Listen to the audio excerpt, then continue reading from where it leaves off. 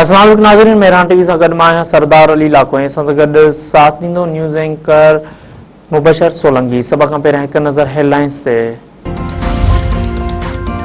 सदर आसिफ अली ज़रदारी जो चीन जो सरकारी दौरो जारी। सदर आसिफ अली ज़रदारी चीन जे सूबे हनान पहुतो, जिते हनान जे पीपल्स कांग्रेस जे वाइस चेयरमैन संदसि इस्तक़बाल कयो। सदर आसिफ अली ज़रदारी हनान जे शहर जांगशा में सानी हेवी इंडस्ट्री जो बि दौरो कयो। पढ़ी वज़ारत मुताबिक़ सदर आसिफ अली ज़रदारी 27 अप्रैल ताईं सूबे हनान जे शहर जांगशा जो दौरो कंदो।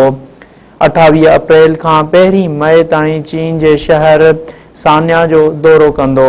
सदर आसिफ अली ज़रदारी जूं चीन जे सूबाई क़यादत सां मुलाक़ातूं पूरी थियल। ईरान जे परॾेही वज़ीर